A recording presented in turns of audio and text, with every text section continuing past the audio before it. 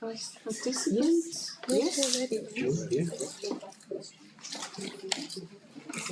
Isabela. Isabela, please.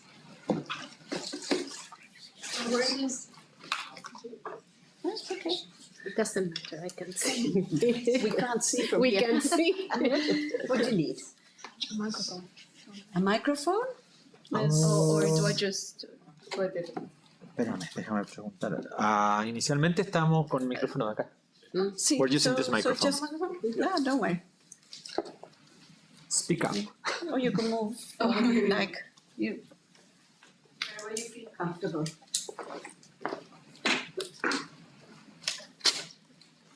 Sorry, just start. North and South. Should I go to school today? I mean, it's the right thing to do. Or maybe I could just skip class. Or maybe I can pretend to be my mom and call in sick.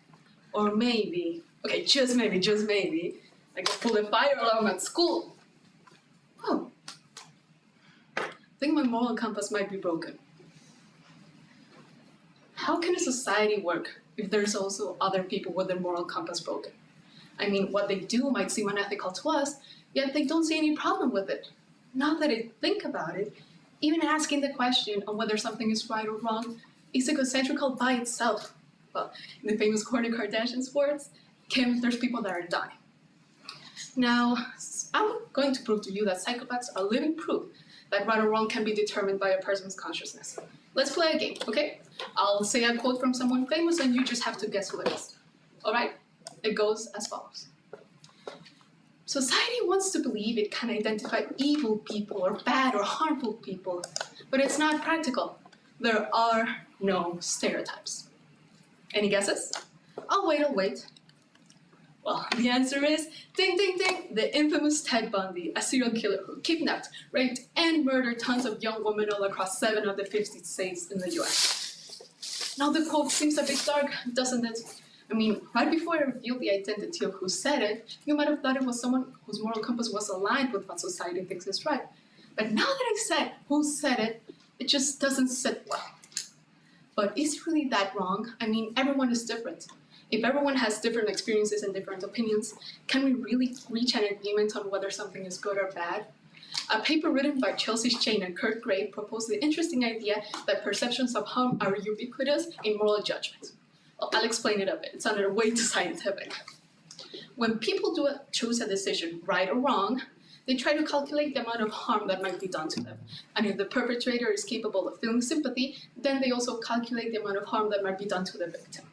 What this paper discovered was the idea that harm is the fundamental basis by which moral judgments are made. Going back to Ted Bundy's case a little bit, do you think he ever felt any harm when he did what he did to his victims? No, that's why he kept on killing, kidnapping, and raping young women. He never felt like they were gonna fight back, and he also never felt like the police was gonna catch him. And I'm not just talking about the physical pain here. Imagine the psychological toll it took to the victims' families to learn what they did to their daughters, their moms, etc. Now, psychopaths can't be alone in this world, you know, that people see them as wrong, but people see them as evil. I have a friend, a dear friend. He's a year older than me, okay? And we grew up together, but his case is kind of unique. Let me explain. Whenever we're walking down the street and we pass a reflective surface, he has to check himself out, you know, fix his hair or his clothes and make funny faces, God knows why. And at school, his classmates don't really like him. Heck, even his teachers don't like him. That's probably because he thinks he's on par or even above them. Okay, this one's between us, all right? This is a secret. You can't tell anyone. Once, he threw a full-on tantrum because he didn't like the color of his new iPhone 15. Let me remind you, he's 18 years old. Now, all of these symptoms point towards a specific disorder, the narcissistic personality disorder. A paper posted by the South China Morning Post quotes Candice Powell, a very cool psychiatrist, let me say. The quote goes as follows. You try to help them understand that the world can be another way. It is not just about the manipulation and control to survive. The world my dear friend lives in is the world Powell describes. It's a world with its own set of rules, its own reality, you know? And the magnetic poles that point north and south in his moral compass are all mixed up. So, does he think he's wrong? No, but the society thinks he's wrong. Yes, definitely. Should I feel guilty for loving him if society doesn't want him there? What should I do? Should I just drift apart? I grew up with him. What's the right sensation for me to feel? Well, let me tell you, there's more than one answer to that. Good or bad, north and south. At the end of the day, these are just constructs that society made to keep everybody in line. You know, and when someone tries to disagree with it, they are seen as evil people, harmful people, just as Ted Bundy said. But at the end of the day, they don't see anything wrong with it. Can we really help them if they don't think there's anything wrong with them? Can we really reach a universal good or a universal bad unless no one agrees with it? And, for example, will there always be someone that tries to defy the idea of our concept of good and bad? Well, all this talk, and there's still people dying out there. Wait, let me check the time. I'm late for school. Gotta go. Thank you.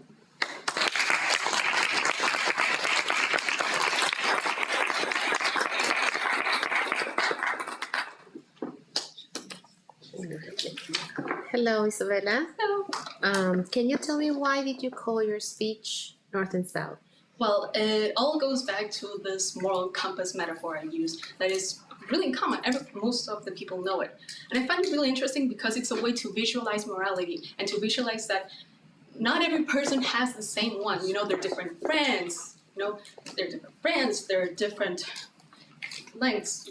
They're different sizes. You know, it's not just one default that everyone has it. There might be some similar to others, but at the end of the day, it is you who makes your compass yours. It is your experiences that shape it. That's why I use the north and south to point north is good and south is wrong in a person's perspective. Thank you. Hi, Isabela. Hello. Why do you think society is like so interested in like serial killers and mass murderers? I know it's kind of a gruesome topic, but why I think society is so like interested in them is because they don't follow the social contracts they themselves made. You know, like for example, Ted Bundy, he had an IQ of 136. It's more than average, but 50% of people are more than average. You know. And the thing that intrigued me about him was that he could have lived a normal life. He was of a working class. He wasn't dumb per se, but he kept on quitting minimum wage jobs. You know? He kept on dropping out of his studies because he didn't find any thrill of it. He didn't find any thrill of what society imposed to them. Why? That's what I'm trying to get at. Thank you. That's actually my question is, why do people lose their moral compass? Well, it all comes to an old person, you know. It's some people, like for example, Ted Bundy. He was starting to get interested in really gruesome things at the age of 3. Some people just think differently. You know, you can't expect everyone in society to be an exact clone. So people might lose the moral compass due to experiences, but some people already come with theirs like tampered with, per se. Thank you. That's it. Thank you very much. Thank you. Thank you.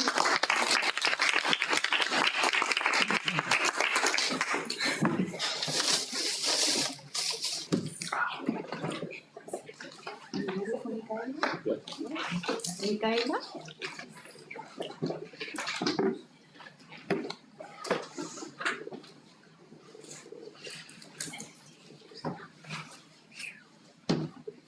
Okay, we're good? Yes. Good morning, audience, judges. My speech is titled, Judgment Isn't Timeless. Things are good because others are bad. We are told that we know what is fine and what is foul. But I would say that nothing we experience comes classified in such a way. These concepts aren't closed circles in which actions or ideas fit in. Are we sinners or saints? Who are the heroes and who are the villains? These questions don't have timeless answers. What if I tell you that nothing exists within a fixed overview? Saints are those who live through universal ethics. Sinners pursue actions that our society settled as wrong. It's the idea that roams your mind at a specific moment in time that will establish something as moral or immoral. Truth is, things by themselves cannot be good or bad because nothing is defined as so. Kind of subjective, isn't it? I could talk to you about the other cultures and religions who follow customs that seem a little cruel to us. According to a survey done to the sub-Saharan women, over half of them believe that we as women should not have the right to decide to wear a veil. Across the world, this is the noble thing to do.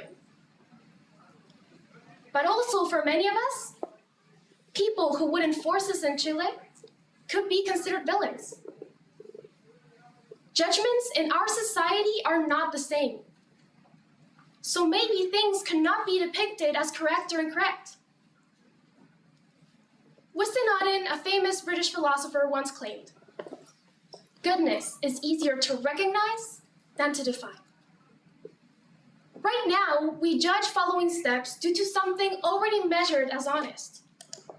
According to the repercussions of them, we take the path towards that which caused more pain, or that which brought goodness to most.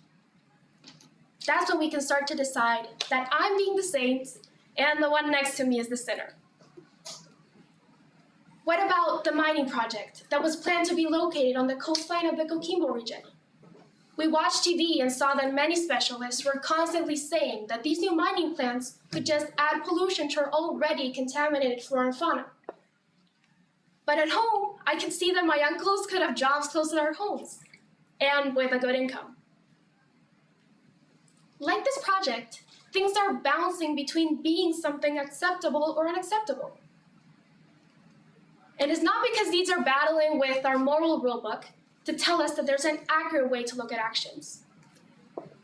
It's because behind all outcomes and discussions, there's a mind of its own. Our thoughts are completely hidden from the rest of the world. They change, and they strictly come from the new challenges in your daily life. There will be a person who has their own interests and their own ambitions to look out for. People in the mining industry need work to feed their families. But humans and animals require a healthy space to live their lives. Our priorities align differently because we all have our own rulebook to follow. I could keep giving you hundreds of examples, some with situations like this, where there are many little things contributing to a cause. Others could be things as simple as objects. I ask you, what are smartphones? Detrimental or beneficial? It's we human beings who give meaning to things. If we had no people to judge any situations, I say that good and bad would simply cease to exist. Then who has decided? Our authorities? Our parents? Our teachers? Everyone here is selecting teams. You, me, we all have internal contracts signed with ourselves. We have already decided what is right and wrong because we saw the end results of others' choices, because we were maybe influenced by someone's opinion, or maybe we saw ourselves become vulnerable. Therefore, we tend to believe that we can just look at the world and decide who are the heroes and who are the villains, when we can't actually conclude any of it. Today, you take action according to what is shown in front of you. Shakespeare once said, "Fair is foul and foul is fair." Time changes things. In some other's movie, you could be the criminal when you're trying to be the savior. Tomorrow, who knows where your benevolent performance will lead to? I repeat, judgment isn't timeless. Thank you.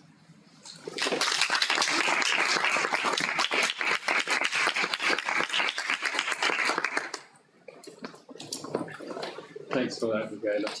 So, why does society have rules then? Because society needs to look for the commonwealth. We need to look what's best for everyone. And like I said, repercussions matter. So when we see that there's a group of people being benefited by something, you need to follow that path. So that's why society keeps making rules, because we need to look for what's better for everyone. Thank you. In terms of judgment, how do you see the difference in terms of the influence between individual judgment and collective judgment, like at a societal level? I think that obviously individual judgment matters, because that's how we form a society.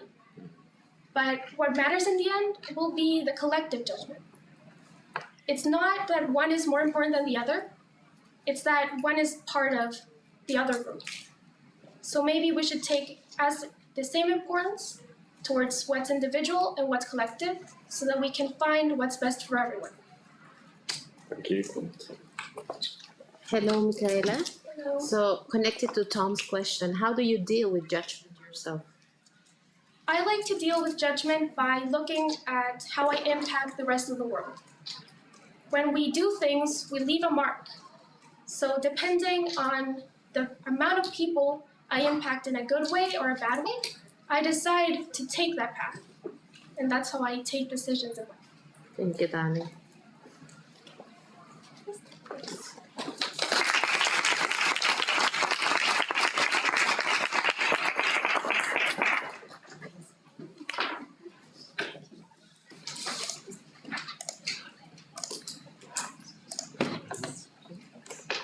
Nolan?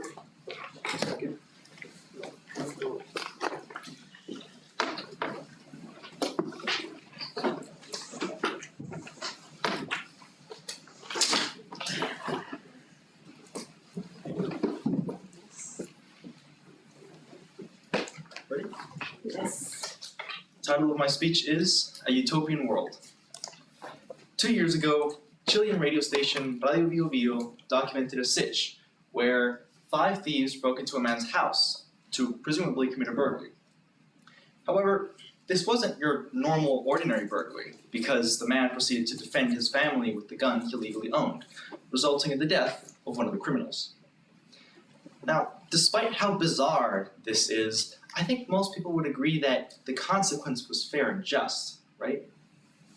Well, wouldn't you be surprised to know that that man is currently in custody for homicide and his trial hasn't even started yet? Today, we'll be analyzing morally questionable situations like these, as well as taking a look into the problems of seeking a perfect world and taking a deep dive into the issues of analyzing an objective perfection. But what if we backtracked a bit? Could you say that you notice anything wrong with the story? Because, believe it or not, most people would. Why was the man arrested for defending himself? His wife was there as a witness, and not to mention the thieves too. Perhaps we're asking the wrong question. Maybe we should be asking why, or better said, how. Yes, how is it that in my entire neighborhood we all know where the local carjacker lives, but the man who puts in time and effort to get a weapons license and defend his family gets arrested? No, I am so sorry. You can't do this. Ladies and gentlemen, I am so sorry once more, but this is one of the several examples of my country that I can give you of, you guessed it, injustice. Although injustice happens everywhere, randomly or not, with bias or perhaps with none of it at all. However, if there's anything important to learn from this, it's the fact that the man who truly got punished was the man who truly tried to build his ideal life. Although, ideal or not, we come into an interesting problem when we try to apply a quote-unquote perfect life to nearly every single living being. Sites like VictorPest have documented how American ethologist John Calhoun proved this by supplying many rats with a practically infinite source of food and water, only for them to die out because they literally had no reason to keep living. Sites like The Guardian have written on how even billionaires suffer from this, Heck, there's even a SpongeBob episode where Squidward goes to his quote-unquote perfect world only to realize it's a loop and hate it, and you're probably wondering where I'm going with this. You see, the truth is, at the end of the day, many of us always seek to have a perfect world, a utopian world, if you will. But in reality, that world doesn't exist. Or perhaps you could say it does. Perhaps it's the world we live in right now. The world we've hated, cried in, suffered upon. It's what makes us truly alive, human. A world with everything to have is a world with nothing to do. Although, what if that world did exist? Could it say that its objective perfection is real? Ironically, problems like this have already been talked about quite a bit, and it is a very recurrent theme in sports. Gymnastics, ice skating, and sometimes more niche sports like professional yo-yo competitions, which I'm actually using for this speech.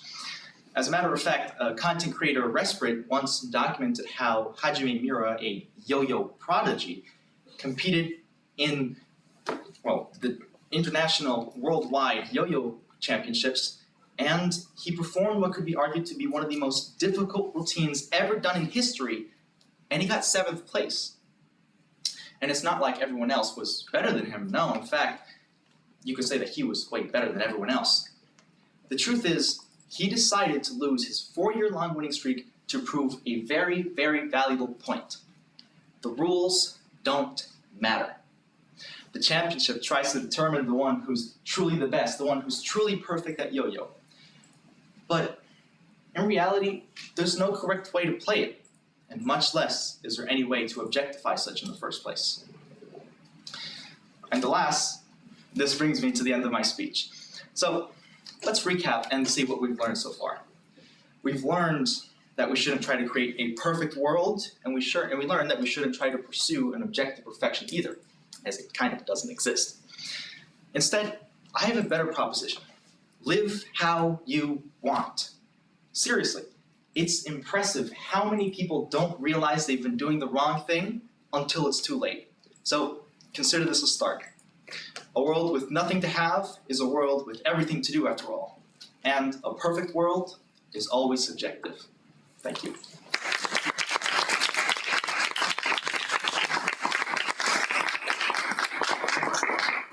Hello, Nolan. How are you? Good. Do you really live the way you want? Wow, okay. Quite young, but Well, personally, I'd say that I haven't yet discovered how I really want to live. I find that as it's a journey that will take a lot of time. So, in essence, I don't think so. Thank you very much. Thank you.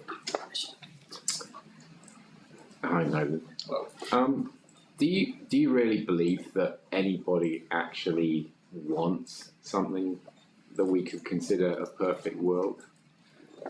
Well, I don't think people could perhaps chase a world that is perfect for everyone, but more than anything, a world that's perfect for themselves, right? But in reality, there's always good things and there's bad things, and with what people perceive as perfect will always be things that are always good. So what people typically tend to not realize is that there's always going to be negatives outweighing, so therefore there can't really be a perfect world. That's where I was going. Thank you. Thank you. I know that. How do you define justice? Because you said it was unjust. There's injustice. Right. So how would you say you define justice? Well, I'd say that that's a pretty interesting topic to go into. I did a speech of that actually a year ago, I think. Well, I'd say that justice is more than anything how the moral constraints of us and people around us kind of define what is good or bad, right? Because there isn't anything that is immediately considered good or bad. It's just something that we kind of create as our own image. Thank you very much. Thank you.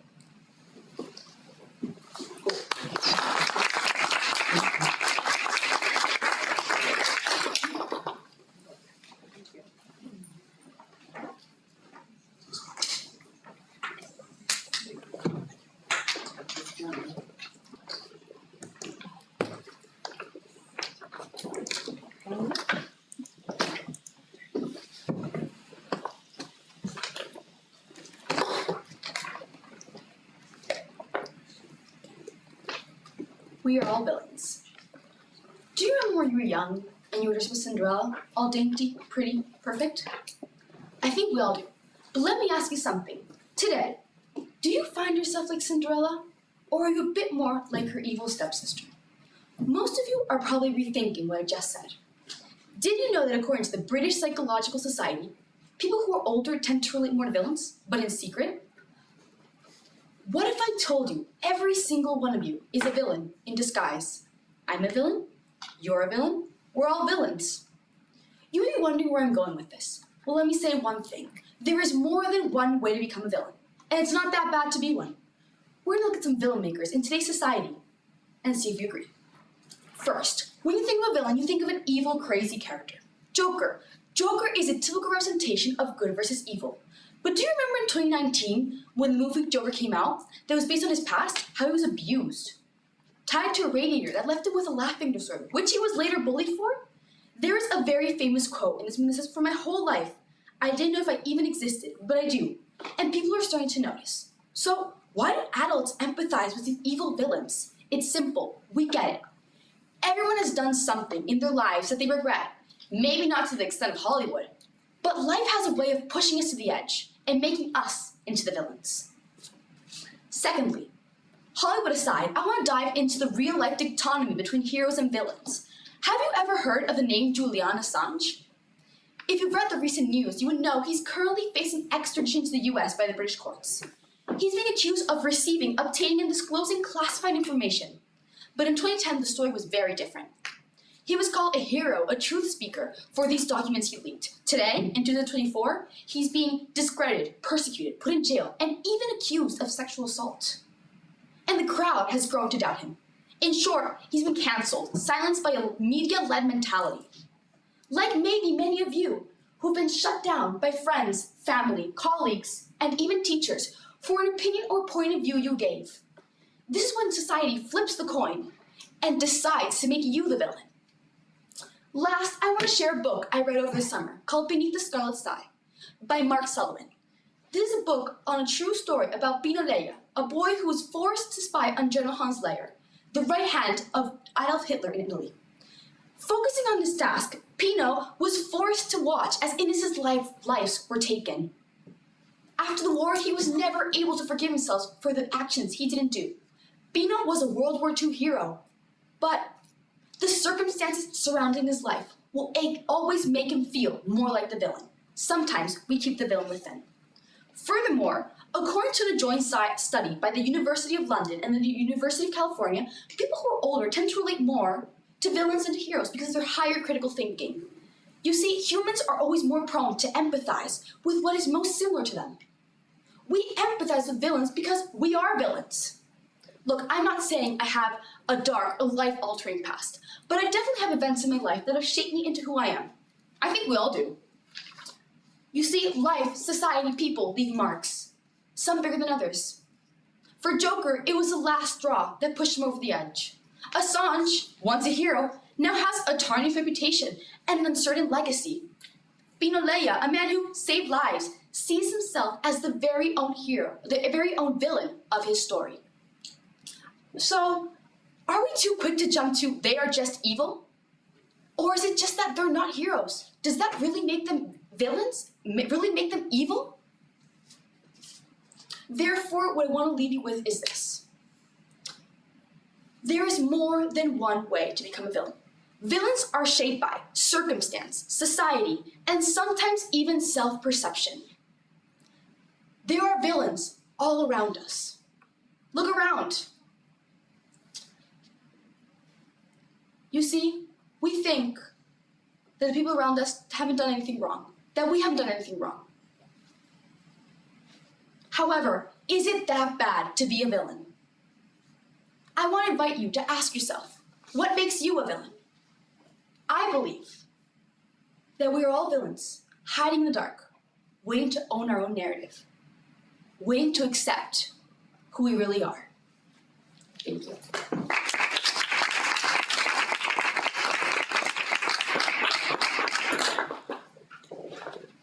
Thank you, Paula. That's so if we're all villains, what makes some villains more villains than others? Or Well- do we have a category there? I think that everyone can be a villain, but what makes one person more villain than the other is more than just what society says.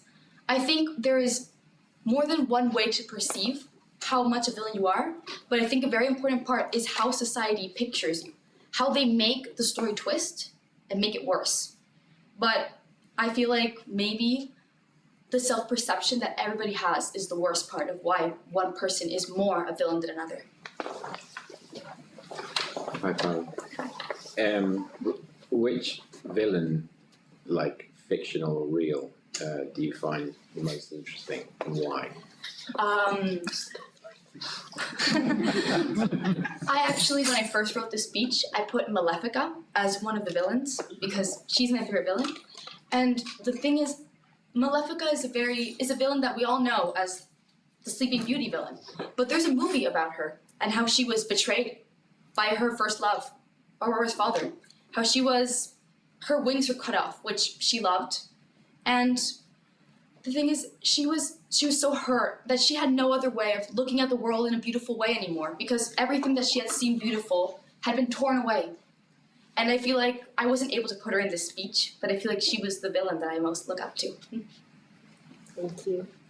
It's difficult because Tom stole my question. I was going to ask you who was your favorite villain? So in the end, who do you think are more villains, women or men? Oh my So I think it depends on which side of the gender you're in or in the middle. Depends. I think, for example, in my family, I find that sometimes my brothers are very villainous because they make me have a hard time. They bully me in the sense of siblings. But I think if you ask them, they think I'm a villain because I'm the older sister. I make them do things. I also, like, sometimes I'm a bit of a blabbermouth and I say things they don't want mom and dad to know. So I feel like it depends a lot on which side you're on. But if I had to say one side, I think the women's are more said villains because we're constantly fighting for the equality that we want. So I think that's my opinion. Thank you. Thank you very much.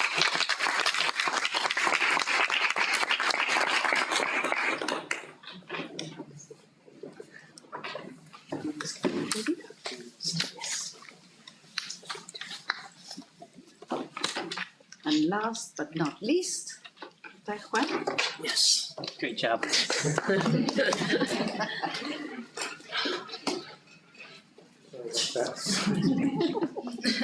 should be sitting next to sorry. So we're all ready? All right. Our influence on morals and its subjective nature. We all love to believe that we are good and moral people, but what does that truly mean? Have you ever questioned yourself on what the nature of morals really is? Are morals an objective truth, or are they a subjective opinion of every individual? As Shakespeare has once said, there is nothing either good or bad, but thinking makes it so. This statement implies that nothing is objectively right or wrong, but we and our personal opinions grant morals its definition. What one person makes their morals through their history, their perception, their religion, or their culture. What you may believe is horrible and disgusting, you may believe is righteous. And vice versa, obviously. Throughout our history, we are witnesses to many subjective morals. Anytime our society and our norms change, it is a reflection of our collective minds becoming better, becoming much more knowledgeable. Reflecting my own personal experience, I once believed that artificial intelligence was morally neutral, that it could cause no harm whatsoever. Of course, after hearing from people who were negatively impacted by AI, and people who lost their jobs perhaps, I had to reevaluate my stance. My example, my experience is not just an example of how one individual can change their morals and their views of history, but why we should change our morals and views. Because when we question ourselves and contest ourselves, that is how we as individuals can become better people. Historical milestones such as the abolition of slavery, the success of the women's suffrage movements, or the creation of the Geneva Convention They are all examples, testaments to humanity as a species, their will and their ability to change, question ourselves, and become better. Of course, it is also an example on how we, as a society, have a hard time going against social norms. The reason being that when we go against social norms, we are going against prejudice and power structures that have been in play for years. Some people may contest that the existence of laws themselves, our legal rights, are examples and proof that morals are objective. But that cannot be further from the truth. For even our laws do not have one clear-cut answer. Such examples from BBC and Penal Reform International state that 55 countries still practice and uphold the death penalty, while other establishments such as the European Union believes it to be cruel, unjust, inhumane. These contradicting opinions are just another example on the complexities of morals, on how diverse everyone thinks. It is also a warning to anybody to not base their entire morals on our legal system and frameworks, for even they cannot come to a one singular answer. Of course, personal laws and personal morals also come into conflict many times. Such examples are from 1972, the Andes flight disaster that happened here. In the Andes flight disaster, 49 people crashed into the Andes Mountains. Knowing that they will all suffer from starvation and die, they resorted to cannibalism. Of course, we as a society believe that cannibalism is morally wrong, even evil perhaps. But for those survivors, it was their only solution, their only answer, their salvation. It begs us to question all the variables we need to put when we are making our opinions, our moral codes, our ethics. In conclusion, I believe that morals are undeniably subjective to every individual, for it is complex, it is diverse of every person, and it has many variables that we cannot account for completely. But that is the beauty of our morals, that we can change, that we can adapt, that we can become better. So I ask all of you who have been listening to me, as individuals, question yourself, question your ethics, question the people around you, next to you, question their beliefs, what you heard from them, question your community, your species, because that is how we can all improve and become better people, by questioning our social norms, our subjective opinions. Thank you.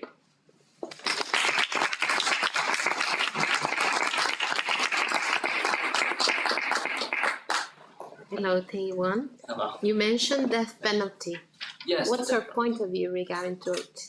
In my opinion, I think the death penalty is cruel. Not only because taking a life and the fact of an eye for an eye isn't a very justifiable case, but also the existence of death penalties makes it so that the victims cannot or have fear of coming out with their problems. So I believe the death penalty is cruel, unjust, and also ineffective in solving crime. Thank you. Right, Taehwan. So why do you think it's necessary to question everybody's morals? Well, from my topic of speech, I believe that when we question other people and question what is already set, we can improve upon it. And we need to improve upon it because that is how we can evolve. So I say question yourself especially, but also question others, because when you only question yourself, you can only change yourself. But when you question others and your entire community, you can maybe change the entire community and become better as a collective. Thank you. So how do you reconcile your individual moral belief with that of society? Well, of course, as I have said, that laws and personal morals don't always attach with each other. But the way I reconcile is trying to, in the future, try to change my perspectives, or going to speeches like this, so that I can give my opinion out to the people and, hopefully innovate them or inspire them to at least think for themselves and become better. Thank you. Thank you.